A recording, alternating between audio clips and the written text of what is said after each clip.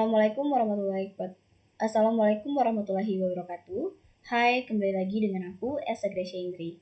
Nah, di sini aku juga akan membahas tentang contoh kasus mengenai bab 6, yaitu keamanan dan privasi dalam sistem informasi kesehatan, dan juga akan membahas di bagian bab 7, yaitu tentang peran data analitik dalam sistem informasi kesehatan. Nah, di sini di bagian bab 6, Elsa mengambil judul contoh kasusnya, yaitu analisis privasi data pengguna concrete tracing application pengendalian COVID-19 di Indonesia berdasarkan Press RI nomor 95 tahun 2018 tentang sistem pemerintahan berbasis elektronik. Nah, di sini mempunyai latar belakang. Pandemi COVID-19 telah membawa perubahan besar dalam cara negara-negara mengolah informasi kesehatan dan mengendalikan penyebaran virus. Salah satunya, upaya yang dilakukan adalah melalui pengguna teknologi khusus aplikasi tracing di Indonesia. Aplikasi seperti Peduli Lindungi digunakan untuk melacak kontak seseorang dengan orang yang terinfeksi COVID-19. Guna minimalkan penularan lebih lanjut, aplikasi ini mengumpulkan data pribadi pengguna seperti lokasi, riwayat perjalanan, dan status kesehatan yang menimbulkan pernyataan terkait privasi data pengguna. Selanjutnya di sini mempunyai tujuan. Tujuannya di sini yang pertama menganalisis bagaimana aplikasi concrete tracing di Indonesia mengolah privasi data pengguna. Terus yang kedua, menilai apakah pengolah data pengguna aplikasi tersebut telah sesuai dengan peraturan yang ada, khusus dengan peraturan presiden atau Perpres nomor 95 tahun 2018 tentang sistem pemerintahan berbasis elektronik atau SPBE. Selanjutnya pembahasan. Pembahasan di sini yaitu concrete tracing adalah upaya yang melacak riwayat kontak antara individu yang terkonfirmasi positif COVID-19 dengan orang lain yang memungkinkan terpapar. Tujuannya adalah untuk memutuskan rantai penularan.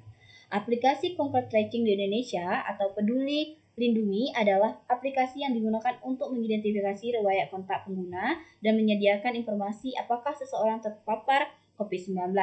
Data yang dikumpulkan antara lain seperti data pribadi, nama, nomor, identitas, alamat, data kesehatan, status kesehatan, hasil tes dan vaksinasi, dan data lokasi yaitu riwayat lokasi dan penggerakan pengguna. Selanjutnya di sini ada privasi data dalam aplikasi concrete tracing. Risiko privasi yang ditimbul. Yang pertama, mengumpulkan data sensitif. Aplikasi pengguna mengumpulkan data pribadi yang sangat sensitif seperti lokasi dan kesehatan yang terpotensi disalahgunakan. Yang kedua, keamanan data. Adanya risiko kebocoran data pribadi jika sistem aplikasi tidak aman. Penggunaan data oleh pihak ketiga, potensi pengguna data oleh pihak ketiga tanpa izin atau kepatuhan terhadap peraturan perlindungan data.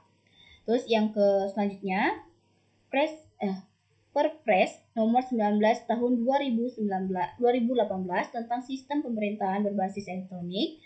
Tujuan Perpres nomor 19 tahun 2018 yaitu untuk mewujudkan pemerintah yang lebih transparan, efisien, dan aman dengan penggunaan teknologi informasi dalam pengolah data pemerintah, termasuk dalam pengolah data pribadi warga negara.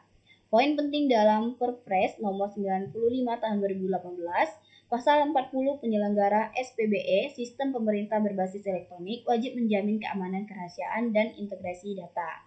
Pasal 41, data yang dikumpulkan harus dikelola dengan prinsip transparansi dan pengguna harus diberikan informasi yang jelas tentang data yang dikumpulkan dan bagaimana data tersebut digunakan. Terus pasal 46 yaitu penyelenggara SPBE harus mengimplementasikan sistem pengamanan data yang memadai untuk melindungi data pribadi.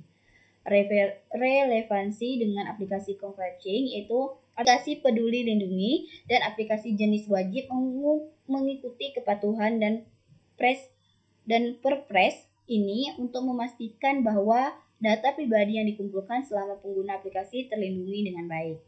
Selanjutnya, tantangan dalam implementasi Perpres nomor 95 tahun 2018 yaitu kepatuhan terhadap regulasi, yaitu menjamin bahwa semua lembaga dan penyedia aplikasi mematuhi prinsip-prinsip pengolah data yang tercantum dalam Perpres nomor 19, meskipun penerapan sering kali terbentur dengan faktor teknis dan sumber daya.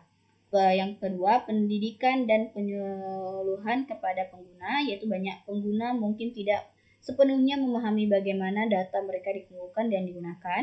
Terus tantangan teknis, yaitu pengolah data yang aman memerlukan infrastruktur yang kuat, termasuk sistem ekspresi yang baik, seperti pemantauan dan evaluasi yang terus-menerus terhadap tingkat keamanan aplikasi. Selanjutnya kesimpulan. Di sini mempunyai kesimpulan privasi data adalah hal yang krusial, yaitu pengolah data pribadi yang aman, transparan, merupakan komponen penting dalam menjaga kepercayaan publik terhadap aplikasi contact tracing dan teknologi kesehatan lain. Kepatuhan pada regulasi yang ada, aplikasi seperti Peduli Lindungi harus mematuhi regulasi yang telah ditetapkan seperti Perpres nomor 95 tahun 2018 untuk memastikan bahwa data pengguna terlindungi dengan baik.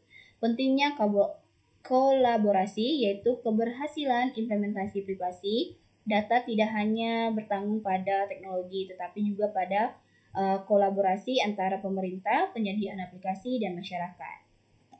Nah, mungkin itu saja yang bisa dijelaskan dari bab 6. Selanjutnya ke bab 7. Di sini Elsa mengambil contoh jurnalnya mengenai peran komunikasi permasalahan pengolahan alternatif dalam meningkatkan kepercayaan masyarakat. Selanjutnya, di sini ada pendahuluan. Pengobatan alternatif di Indonesia bukanlah hanya yang asing bagi masyarakat. Sejak dahulu, metode ini diwariskan secara turun-menurun, mencakup pengobatan herbal praktik oleh orang yang dianggap memiliki kemampuan khusus seperti pengobatan berbasis nilai agama. Banyak masyarakat masih memilih pengobatan alternatif, bukan hanya karena keterbatasan akses di layanan kesehatan formal, tetapi juga karena faktor budaya yang memperkuat kepercayaan terhadap metode ini. Selanjutnya, metodologi penelitiannya. Yang pertama, wawancara mendalam dilakukan terhadap pasien, struktur health center, dan tenaga medis yang terlibat.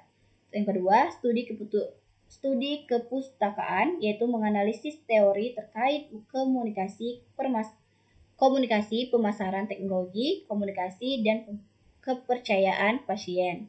Terus yang ketiga, observasi, yaitu mengamati bagaimana blog akurat heart center digunakan untuk menyampaikan informasi kepada pasien. Terus yang keempat, dokumentasi, merekam dan menganalisis integrasi serta umpan balik dari pasien yang mengakses blog tersebut.